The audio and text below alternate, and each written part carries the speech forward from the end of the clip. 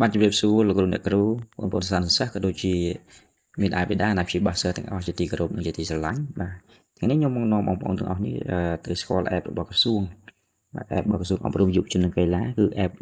ថ្នាលបឋមគេហៅថា PLP បាទអញ្ចឹងសម្រាប់លោកគ្រូអ្នកគ្រូក៏ដូចជាសិស្សានុសិស្សគាត់បានដឹងអស់ហើយអញ្ចឹងនៅឡើយអាណាព្យាបាលក៏ដូចជាមេដាបេដាសិស្សមួយចំនួនដែលគាត់មិនទាន់បានដឹងច្បាស់អំពី app នេះបាទអញ្ចឹងលោកខ្ញុំតែងតែលើណាព្យាបាលខ្លះថាអីឲ្យសិស្សយកទូរស័ព្ទទៅសាលាទៅអីចឹងណាអញ្ចឹងអធិស្ឋានដែរបងប្អូនទាំងអស់គ្នាដែលជាណាព្យាបាលបាទ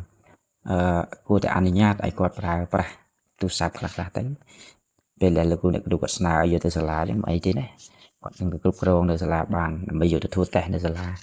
ហើយនៅផ្ទះក៏អាចពុកម៉ែបងប្អូនអាចឲ្យគាត់រៀនបានបាទឲ្យរៀនតាមទូរស័ព្ទឬក៏ computer ឬក៏ tablet អីជាដើមបាទប៉ុន្តែសូមគ្រប់គ្រងគាត់ពេលវេលាគាត់រៀនសូត្រឲ្យបានបាទអាចថាឲ្យគាត់រយៈពេលប្រហែលម៉ោងឬប្រហែលកន្លះម៉ោងឬក៏1ម៉ោងអញ្ចឹងទៅឲ្យគាត់រៀនអញ្ចឹងណាបងប្អូនបាទអញ្ចឹងកុំឲ្យខាតពេលយូរខ្ញុំសូមបង្ហាញអំពីរបៀបទាញយកកម្មវិធីនឹងមកប្រើបាទ app នឹងមកប្រើបាទអញ្ចឹងចុច Google ឬក៏ចុច Chrome នេះបាទញ៉ា Google នេះណាបើមាន Google ចុច Google ទៅបើមាន Chrome ចុច Chrome ទៅហើយយើងចុចកន្លែង search នេះមកហើយយើងវាពាក្យ PLP បាទអញ្ចឹងអក្សរខ្មែរដាក់ថ្នាលបឋមរៀននេះក៏បានឬក៏ចុចយក PLP ហ្នឹងក៏បានដែរបាទចុចខ្ញុំសូមចុចយកថ្នាលបឋមនេះបាទអញ្ចឹងបងប្អូនយើងមកដល់ទីនេះយើងឃើញនេះសិទ្ធិបេតិកាគេដាក់ក្នុងនេះមកណាមានច្រើនលើនឹងទៀតបាទអញ្ចឹងកន្លែងចូលគណនីនេះបងប្អូនអត់ទាន់សម្រាប់បងប្អូនសិស្សានុសិស្សអត់ទាន់មាន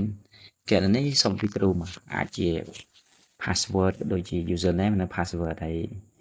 ក៏ជាមួយយ៉ាងទៀតអាចធ្វើតាម QR code បាទចូលតាម QR code ហើយក៏មានវិធីមួយចំនួនទៀតដែរដែលអាចចូលទៅងាយបាទអញ្ចឹងលោកនឹងបង្ហាញបន្តទៀតបាទហើយដើម្បីទាញវាបងប្អូននេះចុចញាក់ទ្រា3នេះមកបាទហើយយើងអូសទៅខាងក្រោមរកមកពាក្យថា add to home screen នេះសារអង់គ្លេសមកណាមើលសញ្ញាហ្នឹងទៅបាទ add to home screen ហើយនៅខាងលើនេះមានពាក្យ install បាទយើងយកលើពាក្យ install ហ្នឹងមកបាទមានពាក្យ install មកតង់ទៀតចុច install មកតង់ទៀតបាទចឹងរងចាំបន្តិចហ្នឹងណារងចាំបន្តិចសិនអានេះចុចបានហើយយើងចុចពាក្យ add បងណាចុចពាក្យ add ផ្លាប់មកហើយឥឡូវខ្ញុំចេញឲ្យអស់នេះ load ភ្លាមដែរបងណានេះ add នេះនៅទីនេះណាបាទចឹងចូលទៅចុចទៅវាយើងចូលតាមយើងចង់ចូលទៅរៀនចូលតាមហ្នឹងទៅហើយយើង log ជាមួយ account ដែលលោកគ្រូអ្នកគ្រូឲ្យយើងទៅហើយអញ្ចឹងវីដេអូនេះណែនាំបងប្អូនតែប៉ុណ្ណឹងទេសម្រាប់ពិសេសគឺបងប្អូនតែម្ដងសិស្សានុសិស្សបាទ